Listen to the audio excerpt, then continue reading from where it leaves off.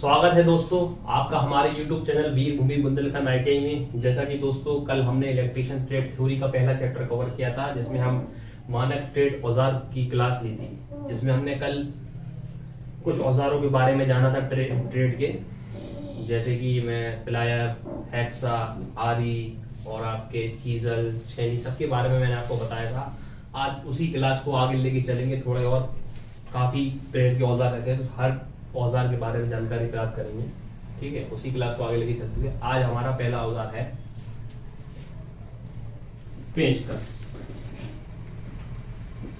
पेंचकस को बोलते हैं स्क्रू ड्राइवर। इसका भी प्रयोग हमारे ट्रेड में बहुत होता है। स्क्रू ड्राइवर पेंचकस जो होता है, ठीक है।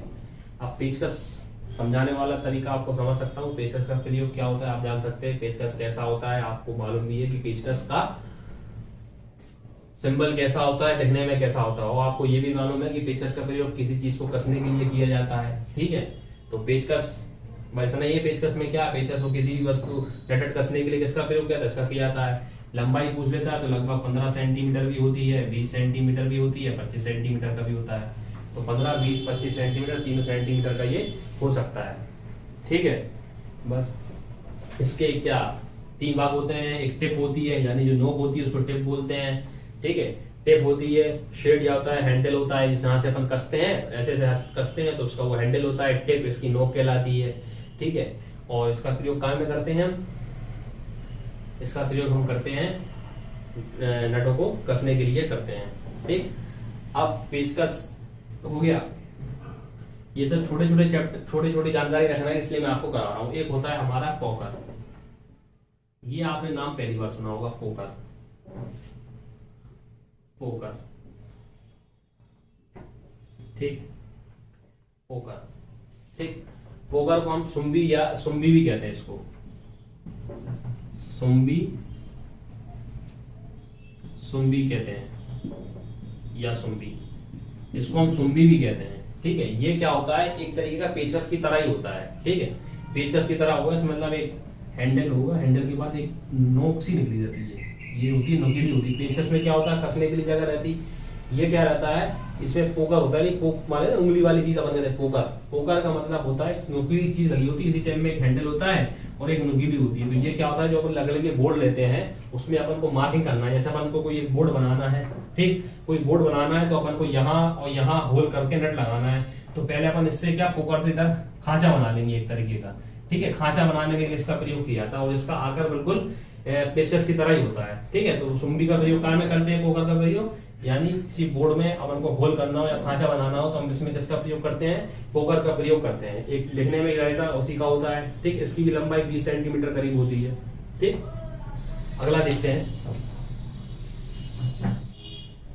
पोकर के बाद जो हमारा अगला टूल है वो है पेच टेस्टर। ठीक, फेस टेस्टर। टेस्टर जानते हो कि आप लोग आता है पेचकस की तरह होता है, लेकिन वो पेचकस नहीं होता है, ध्यान रखिए। टेस्टर क्या होता है, दिखने में उसकी आकृति आपके पेचकस की तरह होती है, लेकिन वो पेचकस नहीं कहलाता है। ठीक, फेस टेस्टर। फेस टेस्टर क्या होता है, आपने देखा होगा, ये पेचकस नहीं होता। इसकी ब्लेड की लंबाई जो होती है, मतलब जो उसका जो आगे का निकला था वो लगभग 8 सेंटीमीटर तक का होता है। ठीक है, इसमें एक हैंडल होता है जो कि कार्बन प्रतिरोधक और नियोन लैंप का बना होता है। ठीक है, इसका प्रयोग क्या होता है, फेस टेस्टर का प्रयोग अपन करते हैं लाइट में, जैसे करंट चेक करने के लिए। जैसे कहीं प्लग में डाला हुआ में देखते हैं कि अपन जैसे उसमें पेचकस डालते हैं तो पेचकस टेस्टर डालते हैं तो लाइट जलने लगती है। ये बताती है कि करंट बह रहा है कि नहीं बह रहा है। इसके लिए हम इसका प्रयोग करते हैं फेस टेस्टर। वो कह देता है कि कहीं वो आपको दे देता है कि निम्नलिखित में से क्या भिन्न है, तो एक जगह टेस्टर दे देगा, पोकर दे देगा और ये आपको क्या कहते हैं पेचकस दे देगा। तो ये जो आपका टेस्टर होता है वो पेचकस नहीं होता, पहली बात तो ध्यान रखिए। कभी आप इसका प्रयोग ये ठोकरा ठाकी करने के लिए भी नहीं करना। आप समझो कि पेचकस का काम करेगा, तो ये सिर्फ आपको करंट का बताता है कि करंट कहाँ बह रहा है, तो लाइट जलने लगती है, आपको मालूम होगा। ठीक है, स्पष्ट करता है। इसमें नियोन गैस भरी होती है जो कि चमक उत्पन्न करती है। ठीक, और ये बस, हाँ, ये पॉइंट अच्छा है कि ये सिर्फ 500 वोल्ट तक ही कार्य करता है। क्या 500 वोल्ट तक कहीं कार्य करेगा, ये इंपॉर्टेंट बहुत है। क्या है, वो पूछ लेगा टेस्टर कितने वोल्ट तक कार्य करता है, तो सिर्फ 500 वोल्ट तक ही कार्य करता है, जो कि फेस की उपस्थिति बताता है कि फेस कैसा बह रहा है। ठीक है, प्राय इसकी जो मेन बात यह है कि ये ध्यान रखना कि टेस्टर की जो आपकी वो होती है वोल्टेज कितना होता है 500 वोल्ट, यानी 500 वोल्ट तक ही ये कार्य करता है। ठीक, अगला देखते हैं। इसके बाद आपका होता है, एक आता है इलेक्ट्रीशियन चाकू। क्या? इलेक्ट्रीशियन चाकू। ये जो हम टूल पढ़ रहे हैं इसके बारे में थोड़ी थोड़ी जानकारी ले रहे हैं। सिर्फ आपका ये छोटा सा चैप्टर है, इसमें हमारे जो ट्रेड में जितने प्रकार के औजारों का प्रयोग होता है ना, वो सब की जानकारी लेना है कि इसका वोल्ट कितना होता है, ये कितने प्रकार का होता है, ये काय का बना होता है, सिर्फ इतनी जानकारी रखना है। ठीक है, तो जो जो आपको बता रहा हूँ मैं इतना आपको बता दे रहा हूँ। ठीक है, अब ये क्या है, इलेक्ट्रीशियन चाकू। ठीक है, इलेक्ट्रीशियन के लिए चाकू का प्रयोग कहता है, इंसुलेटेड चाकू होता है। ठीक है, इंसुलेशन को हटाने के लिए होता है, ये एक इंसुलेशन चाकू होता है, ये एक इंसुलेशन चाकू होता है। क्या होता है भैया? ये इंसुलेशन चाकू होता है। ये छोटा चाकू नहीं रखते इलेक्ट्रीशियन, आपने देखा होगा कतार को काटने के लिए करते ना, 2 ब्लेड लगी होती हैं इस पे, काफी मतलब, अब मैं आपको डायग्राम से कैसे समझाऊं, डायग्राम बनाना थोड़ा टाइम लग जाएगा। ठीक है, तो ये एक चाकू होता है कि अपन जो तार काटते हैं ना, तो इलेक्ट्रीशियन रखे रहते हैं, उसमें ब्लेड भी लगा होता है इस प्रकार का, मतलब जैसे पहले वो चलता था, मतलब इस फॉर्म में रहता है, उसमें निकले रहता है, चाकू निकल जाता है। ठीक है, इस फॉर्म में। ठीक है, तो उसको कहते हैं, एक ब्लेड काफी तेज धार वाला होता है जो तार को छीनने के लिए प्रयोग करने की, जाहिर सी बात है। तो इसमें 2 चाकू होते हैं, एक तेज रहता है, एक कम रहता है। जो तेज वाला रहता है वो तारों को छीनने के काम में आएगा। ठीक है, और इस तार का इनमें से गंदगी हटाने के लिए भी काम करते हैं। जैसे तारों में गंदगी लग जाती, किसी अपन कोई इलेक्ट्रीशियन पार्ट की सफाई कर रहा है, ठीक है, मान के चलो उसमें वो आ गया, जंग टाइप का लग गया, तो अपन उससे इसे चाकू से हिला के उसको हटा देंगे, यानी उसकी जंग हटा देंगे। ठीक है, तो ये हो जाता है इलेक्ट्रीशियन चाकू। इलेक्ट्रीशियन चाकू भी हमारा क्या टूल्स में आता है। ठीक, अगला है, कौन सा है अगला? अगला है roll tool, roll plug tool. कौन सा है भैया अगला? Roll plug tool. ठीक, रोल प्लग टूल क्या होता है? ये भी दीवार में छेद करने के काम में आता है। ठीक है, रोल प्लग टूल क्या होता है? जैसा अपना पोकर होता है, पोकर हमने बताया था, पोकर की तरह होता है, ये नकली का इतना बड़ा होता है, उसके आगे एक नोच भी लगी होती है। ठीक है, तो जहां अपन को काम करना होता है, अगर होल करने के लिए वायरिंग करते समय ये इसका कैसे जाते हैं होल्डर, और ये काय का बना होता है।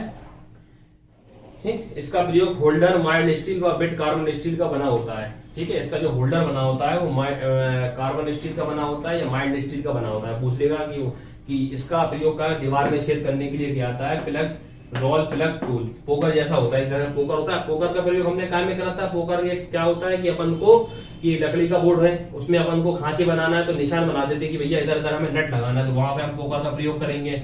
अब हम जब वायरिंग करेंगे कहीं की, तो वायरिंग करते समय जब दीवार में छेद करना होगा, तो हम किसका प्रयोग करेंगे? रोल प्लग टूल का, जो कि इसका होल्डर होता है, जो कि माइल्ड स्टील का बना होता है। इतनी जानकारी रखिए, माइल्ड स्टील का प्रयोग होता है, उसका प्रयोग वायरिंग करते समय दीवार में छेद करने के लिए इसका प्रयोग किया जाता है। होल्डर का बना होता है? माइल्ड स्टील का बना होता है। ठीक है, ये भी एक माइल्ड स्टील या कार्बन स्टील जिसका जैसा हो उसका भी इसका बना होता है। ठीक है, अगला देखते हैं।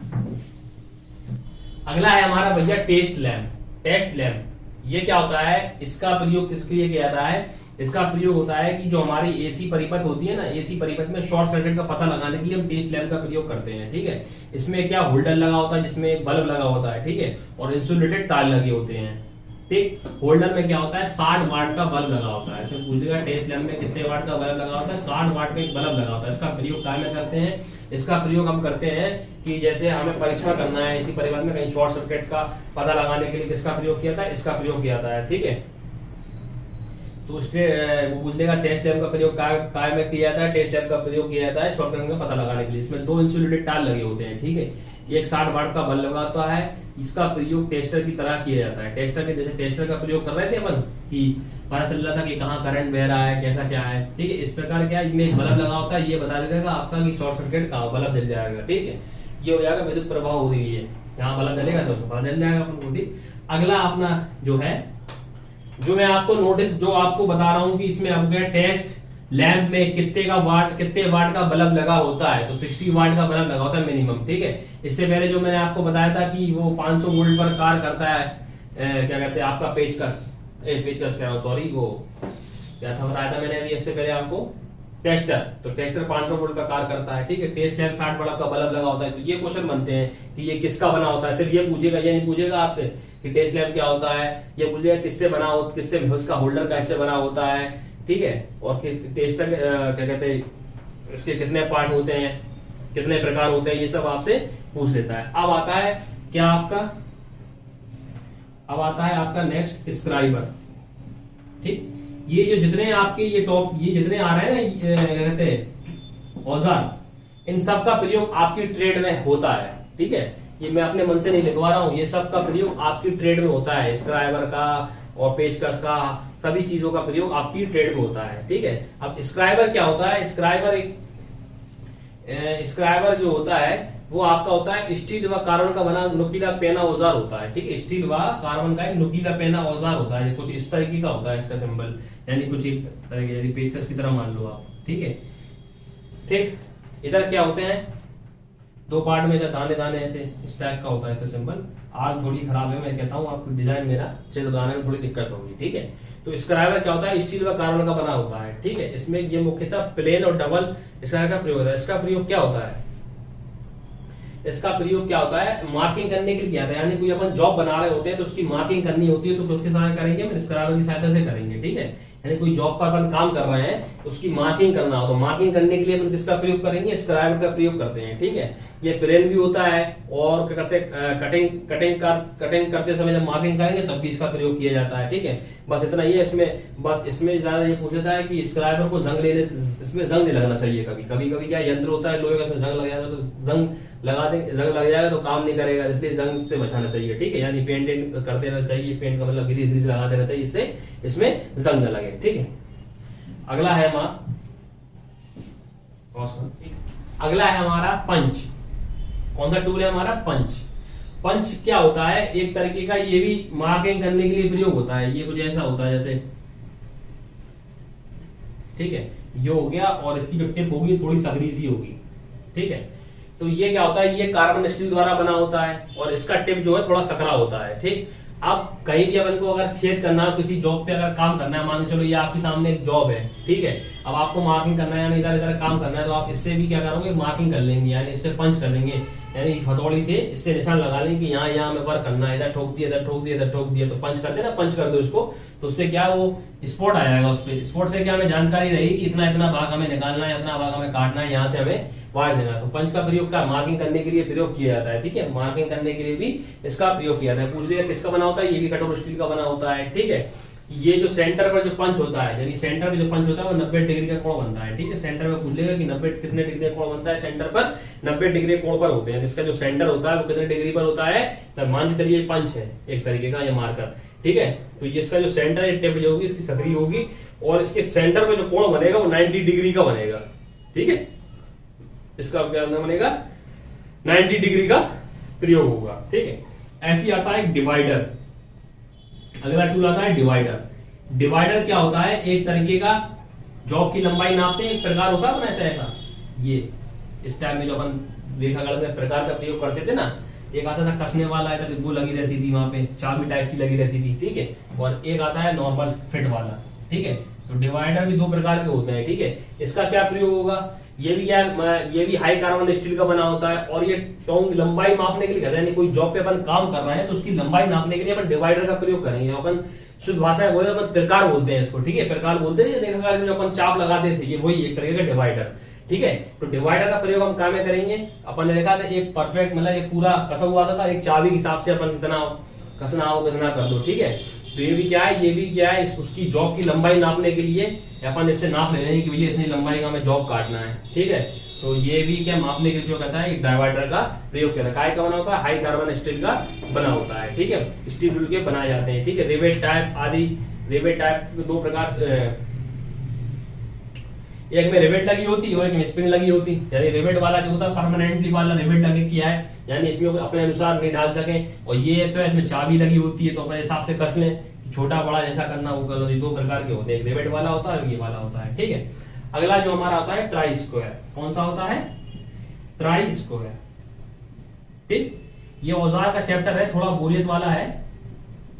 ठीक है, इसमें ज्यादा याद करने को भी नहीं है, बस आपको थोड़ी थोड़ी जानकारी रखना है। बस ये पूछेगा कि किस चीज से बना होता है, कार्बन स्टील का बना होता है, माइल्ड स्टील का बना होता है, किस चीज का बना होता है। ठीक है, अब अपना वाला है क्या है, ये ट्राई स्क्वायर। ट्राई स्क्वायर क्या होता है, प्रकार का ये जो होता है ट्राई स्क्वायर, इस प्रकार का होता है ट्राई स्क्वायर। ठीक है, ये भी क्या है, इधर यहाँ पे उसके मार्किंग रहती है 1 2 3 4 5, ठीक है। इस प्रकार का क्या होता है, ट्राई स्क्वायर होता है। जो भी स्टील का ब्लेड होता है क्या होता है, ये भी स्टील का बना होता है पहली बात तो, ठीक। क्या का बना होता है, स्टील का बना होता है, ठीक है। स्टील का बना होता है 15 सेंटीमीटर वाला, समानता जो अपन प्रयोग करते हैं लगभग 15 सेंटीमीटर वाला प्रयोग करते हैं ट्राई स्क्वायर। कितना वाला करते हैं, 15 सेंटीमीटर वाला प्रयोग करते हैं ट्राई स्क्वायर, ठीक है। इसका उपयोग क्या करते हैं कि विद्युत जो वायरिंग होती है, अपन जो वायरिंग पे काम करते हैं उसकी आदि में समकोण की स्थिति यानी 90 डिग्री ज्ञात करने के लिए इसका प्रयोग करेंगे। देखो ये 90 डिग्री टाइप का तो हो रहा है, तरीके देखो ये बन रहा ना समकोण की तरह बन रहा है कि बन रहा।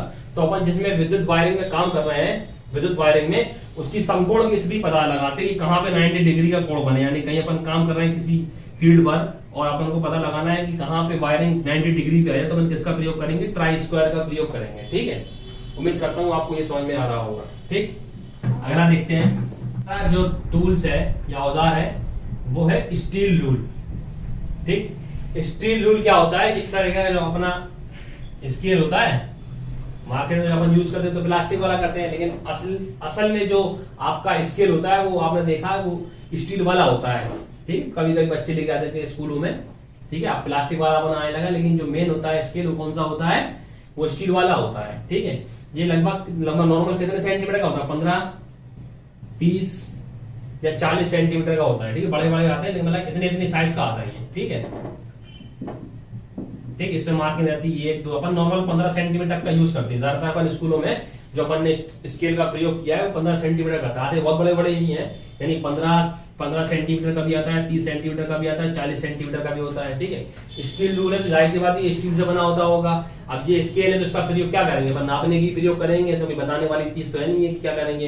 कोई भी चीज कर रहे हैं, औजार नापना हो या कोई भी अपन बोर्ड ले रहे हैं, जॉब की लंबाई लेना हो या तार की लंबाई लेना हो, जो भी काम करना हो, ट्रांसफार्मर बॉबिन रखे, मोटर आदि की वायरिंग करते समय, यानी कुल मिला के ये है कि नापने का काम करेगा और कुछ नहीं। जो भी होगा किसी भी चीज की अपन को नापना होगा तो अपन का स्टील रोल से करेंगे, ठीक है। इसी प्रकार के एक आता है, इसी को नापने वाले में एक आता है मापन टेप। मापन टेप क्या होता है भैया, मापन टेप क्या होता है, गोला से रहता है ना, उसमें रखा रहता है, उसमें क्या इंची टेप निकलता रहता और अंदर उसमें क्या लगी रहती है, स्प्रिंग लगी रहती है। जैसे नापते हैं यहाँ से लेके यहाँ तक, यहाँ देखो मिस्त्री लोग लिए रहते हैं साथ में, वो जैसे बहुत दूर तक जैसे उन्हें दीवार की नाप नहीं होती तो यहाँ से निकलती रहती, जैसे छोड़ते हैं स्प्रिंग के अंदर अपने आप रोल होके वो इसके अंदर चली जाती है। तो मापन टेप भी होता है, वो भी क्या हमारी ट्रेड में यूज होता है। वो किस लिए, ये भी नापने के लिए प्रयोग, लंबाई नापेंगे इससे भी कि कितनी हमें वायरिंग करना है, वायरिंग लगाना है तो कहां से कहां तक नापना है, तो ये भी इसका प्रयोग, मापन टेप का भी प्रयोग हम क्या करते हैं अपनी ट्रेड में करते हैं, ठीक। एक होता है हमारा माइक्रोमीटर, क्या है इसका नाम, माइक्रोमीटर।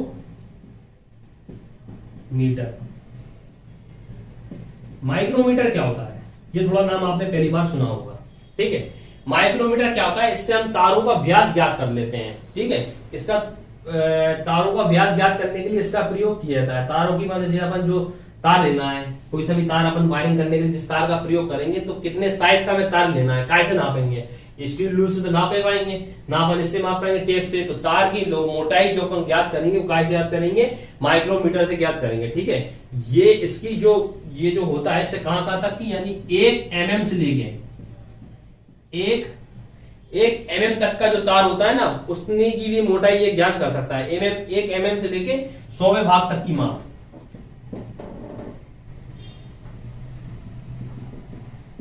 यानी पतले से पतला अगर हमारा तार 1 mm मोटा भी होगा ना तो उसकी भी हम उसको भी नाप लेंगे, किससे, माइक्रोमीटर से। अब आपसे पूछ लेगा कि तारों की माप, तारों का व्यास मापने के लिए हम किस औजार का प्रयोग करते हैं, तो किसका प्रयोग करते हैं, माइक्रोमीटर करते हैं। मापन टेप का तो करेंगे नहीं, स्टील रूल का तो करेंगे नहीं, किसका प्रयोग करेंगे, माइक्रोमीटर का प्रयोग करते हैं, ठीक है।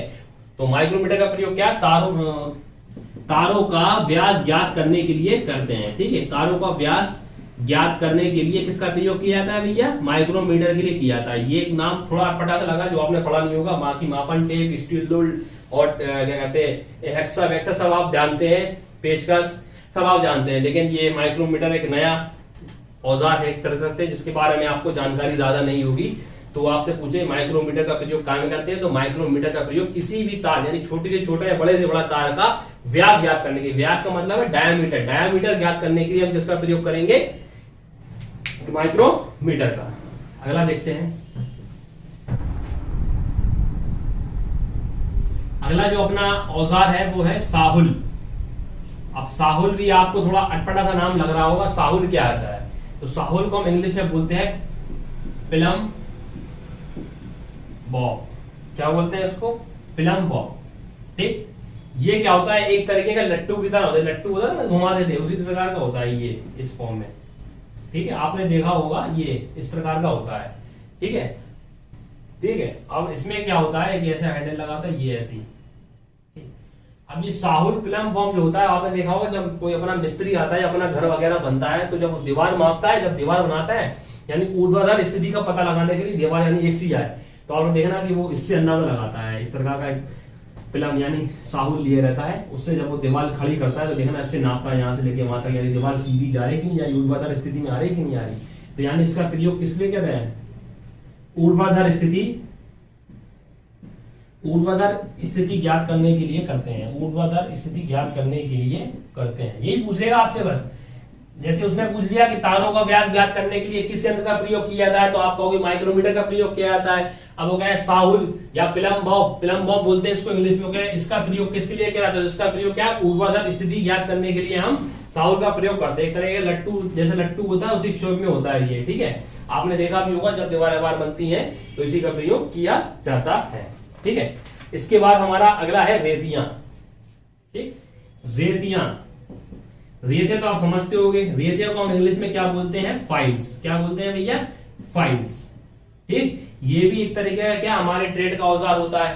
ठीक है, ये जो होती है फाइल होती है, इसकी लंबाई काफी होती है। ठीक, रेती आपने देखी होगी कैसी होती होगी, यानी एक ऐसा चपटा सा वो लगा होता है और बीच में शायद ऐसे ये हैंडल टाइप का लगा होता है, ये इस तरह फॉर्म में होती है रेतियां। ठीक है, और क्या कहते हैं इधर इसकी ऐसे वो डिजाइन बना होता है,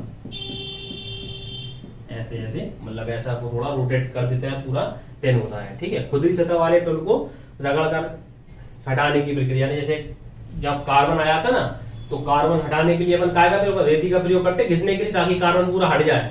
ठीक है, तो रेती का प्रयोग किया जाता है। रेतियां भी कई लंबाई की आती है। ठीक है, 10 सेंटीमीटर की, 15 सेंटीमीटर की, 20 सेंटीमीटर की, 25 सेंटीमीटर की, बहुत सारी वैरायटी आती है। ठीक है, और ये जो होती है कहीं ये स्मूथ वाली होती है, यानी बिल्कुल दाने बहुत कम हो, कहीं बिल्कुल डबल हैंडेड होती है, यानी ये दाने वाले। ठीक है, कहीं ये नुकीली टाइप की होती है, काफी ज्यादा प्रकार होते हैं रेतियों को। तो ये तो मालूम है, ये घिसने के लिए प्रयोग किया जाता है, यानी कोई कार्बन लग जाएगा तो उसमें हटाने के लिए किसका प्रयोग करेंगे? रेती का प्रयोग करेंगे। इसको हम इंग्लिश में हम बोलते हैं फाइल।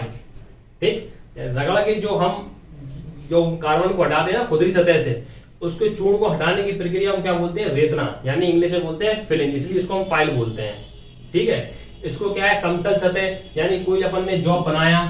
ठीक, अब अपन ने कोई जॉब बनाया तो उबड़ खाबड़ हो गया, यानी यहाँ से उठा हो रहा है, यहाँ से नीचा हो रहा है, तो उसको एक लेवल में लाना है। तो उसको एक लेवल में लाने के लिए हम फाइल से उसको घिसते रहेंगे, ऐसे ऐसे ऐसे ऐसे ऐसे, यानी आपको उसका सरफेस एक लेवल में ना आ जाए। ठीक है, वो हम जब तक वो एक लेवल में जाएगा तो हमारा जॉब टेढ़ा मेढ़ा होगा, सही शार्पनेस नहीं आएगी उसमें, यानी सफाई नहीं आएगी। तो उसका भी प्रयोग हम अपनी ट्रेड में करते हैं। ये 10-15 सेंटीमीटर, 20 सेंटीमीटर, 25 सेंटीमीटर तरह की होती है। कहीं double second cut, smooth hand, double hand, यानी डबल कट, अंडर कट, यानी ऐसी वो प्रकार की पाई जाती हैं। ठीक है, उम्मीद करता हूं आपको ये समझ में आया होगा। अगला देखते हैं, अब हमारी क्या है होती है? Electric drill machine. ठीक है, इलेक्ट्रिक ड्रिल मशीन का भी प्रयोग हम अपनी इस ट्रेड में करते हैं, इलेक्ट्रिक ड्रिल मशीन। ठीक, अब ड्रिल मशीन तो आप जानते होंगे अच्छी तरह से, ड्रिल मशीन क्या होती है। ड्रिल मशीन का प्रयोग क्या इसलिए करते हैं कि हम लकड़ी या दीवार में जल्दी से में छेद करना हो, काम करना हो। बंदूक टाइप की नहीं होती है, कैसी इस टाइप में नहीं होती है, बंदूक रहती है और उसमें एक वो बंदी को लगी रहती है, ऐसी रहती है ड्रिल मशीन छेद करने के लिए, इसमें आवाज आती है गन, उसको हम क्या बोलते हैं? ड्रिल मशीन कहते हैं। ठीक है, तो ड्रिल मशीन का पूछ लेगा, ड्रिल मशीन का प्रयोग क्या करते हैं? तो वस्तुओं को, यानी दीवार में या लकड़ी की वस्तुओं में जल्दी से छेद करने के लिए हम किसका प्रयोग करते हैं? नट कसने के लिए हमें जब छेद करना होता है तो हम ड्रिल मशीन का भी प्रयोग करते हैं। ठीक है, इसकी जो छोटे आकार की होती है, जो छोटे आकार की ड्रिल मशीन होती है ना,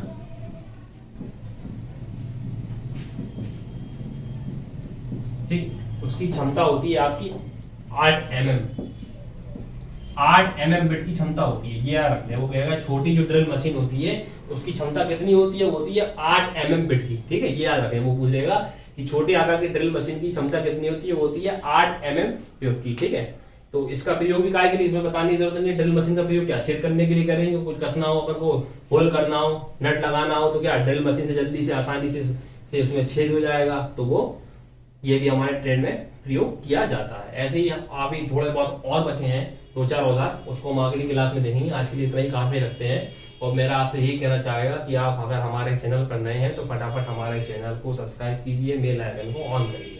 ठीक है, और कमेंट में अपनी राय जरूर दीजिए, ताकि मुझे पता चले कि आप लोग वीडियो देख रहे हैं कि नहीं देख रहे हैं, ना ही वीडियो को ज्यादा लाइक आ रहे हैं ना कमेंट आ रहे हैं। इससे पता चलता है कि आप काफी कम ही ध्यान दे रहे हैं वीडियो पे। पेपर आपका करीब है, मैं आपको वर्कशॉप कैलकुलेशन और आपका ट्रेड थ्योरी सब लेके चल रहा हूँ। वर्कशॉप कैलकुलेशन में मैंने आपके 2 चैप्टर, शायद 2 से 3 चैप्टर मैंने मैथ के कंप्लीट करा दिए हैं, और 2 से 3 चैप्टर मैंने साइंस से कंप्लीट करा दिए हैं। आज ये चैप्टर भी हमारा इलेक्ट्रीशियन ट्रेड का जो ट्रेड औजार वाला है, वो पहला चैप्टर करा रहा हूँ, तो वो भी लगभग मतलब 60-80% खत्म हो गया है। एक वीडियो और होगी, ये औजार वाला खत्म हो जाएगा। ठीक है, तो मिलते हैं आपको नेक्स्ट कल अगली वीडियो में। तब तक के लिए नमस्कार, बाय।